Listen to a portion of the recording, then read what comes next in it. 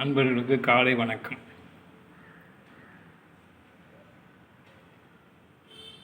காப்மேயர்னு ஒரு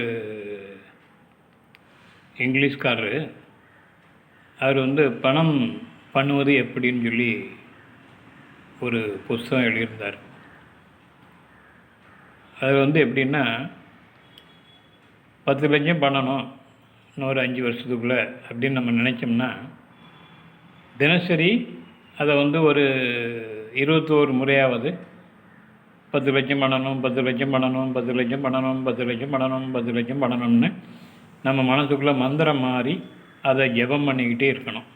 அப்படி இருந்தால் நீங்கள் அந்த 10 லட்சம் பண்ணக்கூடிய தகுதி உங்களுக்கு இல்லாட்டாலும் கூட ஏதாவது ஒரு ரூபத்தில் அது கைகூடி கண்டிப்பாக நீங்கள் அந்த 5 வருஷத்துக்குள்ளே அந்த இலக்கு நிர்ணயிச்சுக்கிட்டு நம்ம பண்ணும்போது கண்டிப்பாக நீங்கள் 10 லட்சத்தை நீங்கள் சம்பாத்தியம் பண்ண முடியும்.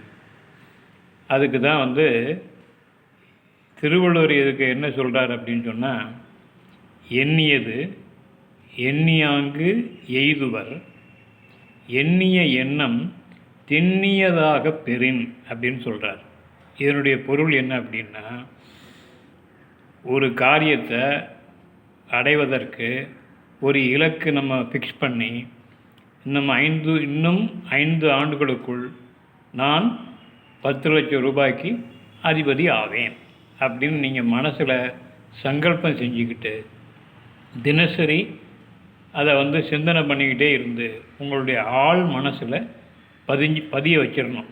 அப்படி பதிய வச்சாச்சுன்னா இன்றைக்கி சூழ்நிலைக்கு நீங்கள் அந்த 10 லட்சம் பண்ணதுக்கு சம்பாத்தியம் பண்ணக்கூடிய தகுதி உங்களுக்கு இல்லாட்டா கூட அந்த தகுதி ஏதாவது ஒரு ரூபத்தில் உங்களை சேரும். அந்த 5 ஆண்டுகளுக்குள்ளே நீங்கள் கண்டிப்பாக 10 லட்சம் ரூபாய்க்கு அதிபதி ஆவீர்கள் என்பது திண்ணம்.